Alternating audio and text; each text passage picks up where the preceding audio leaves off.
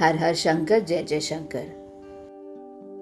धरती के नीचे यहाँ है अलौकिक दुनिया। जानिए पाताल के रहस्य। उत्तराखंड के गंगोली हाट की माता कालिका के सुप्रसिद्ध हाट कालिका मंदिर के पास ही समुद्र तल से 1350 मीटर की ऊंचाई पर स्थित पाताल भुवनेश्वर नाम के स्थान पर प्राकृतिक गुफा में धरती से 120 मीटर अंदर गहराई के पाताल में आस्था का अलौकिक संसार मौजूद है। 14वीं सदी के अभिलेखा युक्त इस गुफा के भीतर पाताल में देवलोक सरी के रहस्य और रोमांच से भरे 7 तलों वाली मानो कोई दूसरी ही दुनिया है। कहते हैं कि आदि शंकराचार्य जी भी यहाँ आए थे। गुफा के तल पर पहुंचने के लिए एक संकरे रास्ते से 20 मीटर नीचे झुककर जाना पड़ता है। गुफा में भगवान भुवनेश्वर रूपी शिव के साथ ही विभिन्न देवी देवताओं व कामधेनु आदि की मूर्तियां व आकृतियां तथा जल कुंड मौजूद है। पाताल भुवनेश्वर मंदिर एक चूने जैसी पत्थर की गुफा है। पाताल भुवनेश्वर मंदिर का वर्णन स्कंद पुराण की मानस खंड 103 अध्याय में किया गया है। वेद व्यास के अनुसार यहाँ देवी देवताओं के आराम का स्थान है। यह कहा जाता है कि इस जगह पर आकाश के देवता, अन्य लोकों से और पाताल लोक के देवता भगवान शिव की पूजा के लिए आते थे। यह भी कहा जाता है कि इस पृथ्वी पर दूसरी ऐसी कोई जगह नहीं बनी जहां देवताओं की इतनी बड़ी सभा लग सके, जिनमें गंधर्वास की एक बड़ी संख्या के अलावा अप्सराएं, विदेधारस, योगियों, राक्षस और नगाकुल शामिल हैं। यह भी वर्णित है कि पहली बार इस गुफा की खोज मानव राजा ऋतुपर्णा ने की थी, जो सूर्य वंश में एक राजा थे और अयोध्या में सत्तारूढ़ थे। ऋतुपर्णा अपने समक्ष के साथ व राजा नाला के साथ पाशों का एक खेल खेलते थे।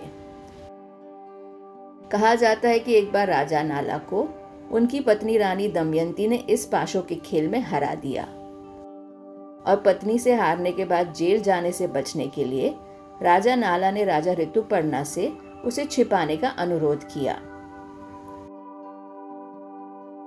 राजा ऋतुपर्णा उसे हिमालय के जंगलों में ले गए और उसे वहां रखा। जब राजा ऋतुपर्णा वापस जा रहे थे, वहां उन्होंने एक हिरन को देखा जो जंगल में भाग गया और वह उससे मोहित हो गए और उसका पीछा करने लगे। जब वो उन्हें नहीं मिला, तब राजा ने एक पेड़ के नीचे आराम करने का सोचा। उन्हें वह हिरन सपने में दिखा और उनसे कहा कि राजा मेरा पीछा न करे। अचानक से राजा उठ गए और उन्हें एक गुफा दिखी जहां एक द्वारपाल खड़ा था। गुफा के बारे में जांच के बाद उन्हें अंदर जाने की अनुमति दी गई। प्रवेश द्वार पर ही राजा ऋतुपर्णा की शेषनाग से मुलाकात हुई। शेषनाग की अनुमति से वो गुफा के माध्यम में जाने पर सहमत हुए। राजा शेषनाग के हुड पर सवार हो गए। उन्होंने उस जगह पर देवताओं के चमत्कार को देखा। उन्होंने सभी 33 कोटि देवताओं और भगवान शिव स्वयं सहित देवी को देखा। यह कहा जाता है कि इसके बाद गुफा लंबे समय के लिए बंद हो गई। स्कंद पुराण के भविष्यवाणी के अनुसार कलयुग में इसकी पुनः खोज हुई, जिसके बाद से यहाँ नियमित रूप से पूजा और प्रसाद चढ़ाया जाता है। पाताल भुवनेश्वर के प्रवेश द्वार पर पथरीली छत के कुछ नीचे आने के अनुमानों को देखा जा सकता है। इसे हाथी ऐरावत के 1000 पदचिन्हों के रूप में संदर्भित किया जाता है। भगवान नरसिंह के पंजे और जबड़े प्राकृतिक चट्टान में गुफा के बाहर उभरते देखे जा सकते हैं। यह भगवान नरसिंह और हिरण्यकश्यप की कहानी का वर्णन करते हैं। हर गुफा की चट्टानों पर हिंदू पौराणिक कथाओं की कहानी है। इसके अलावा गुफा में राजा परीक्षित के बेटे की कहानी को देखा जा सकता है। वह सांप तक्षक द्वारा मारा गया था। इसके अलावा यहाँ एक चट्टान दिखेगी जो मार्ग के बीच में है। यह चट्टान भगवान गणेश के बिना सिर के आंग का प्रतिनिधित्व करती है। यहाँ कमल से पानी आता है और वह पानी इस मूर्ति पर पड़ता है, जो भगवान शिव द्वारा गणेश जी का सर काटने से पहले और हाथी का मस्तक जोड़ने से पहले की कथा का प्रतीक है। शरीर को सहस्त्रदल कमल के पवित्र पानी से संरक्षित किया गया है। इसके आगे केदारनाथ, बद्रीनाथ और अमरनाथ के प्रसिद्ध तीर्थ केंद्रों की मूर्तियों की प्रकृतियां हैं। यह माना जाता है कि इस गुफा की यात्रा करना प्रसिद्ध चारधाम यात्रा के बराबर है। इसके आगे कुत्ते के मुंह के आकार से भगवान काल भैरव की गुफा है। कहा जाता है कि यह मोक्ष का रास्ता है और यदि कोई व्यक्ति इस गुफा में प्रवेश करके इसकी पूंछ तक पहुंच जाए तो वो मोक्ष प्राप्त कर लेता है। हालांकि कोई भी अब तक यह नहीं कर पाया है। इसके बाद देवी भुवनेश्वरी की मूर्ति देखी जा सकती है, जो लगभग 3 मीटर ऊंची है। उसका चेहरा, शरीर और उनके हथियार स्पष्ट रूप से देखे जा सकते हैं। इससे थोड़ा आगे आने पर फिर 4 प्रवेश द्वार हैं, जिनका नाम है रन द्वार, पाप द्वार, धर्म द्वार और मोक्ष द्वार।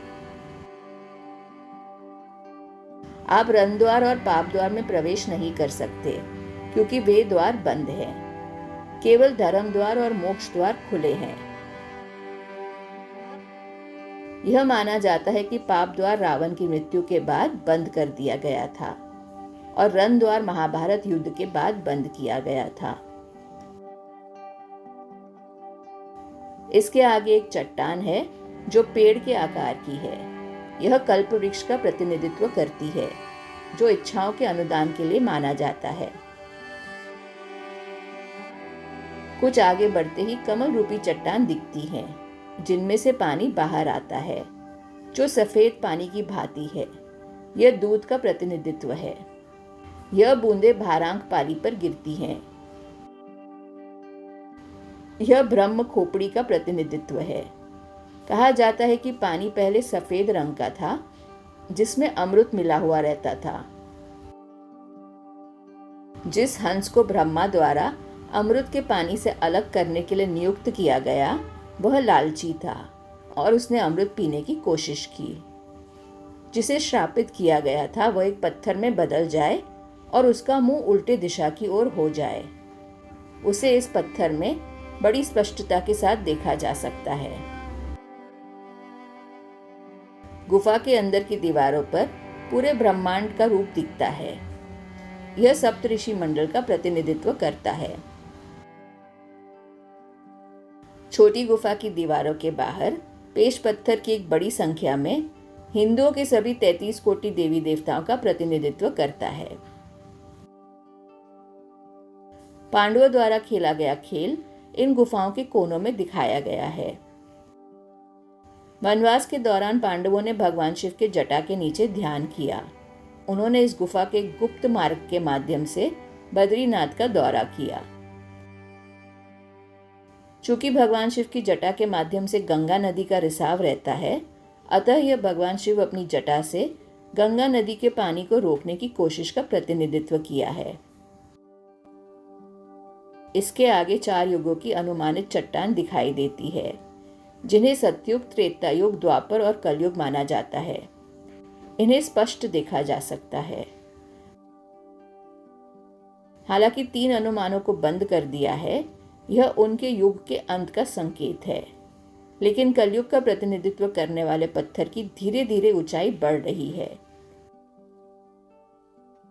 यह माना जाता है कि एक बार इस पत्थर ने गुफा की छत को छू लिया, तब ये दुनिया का अंत हो जाएगा। दुनिया का अंत होने से पहले अच्छे कर्म करिए, खुश रहिए और सदैव जपते रहिए। हर हर महादेव।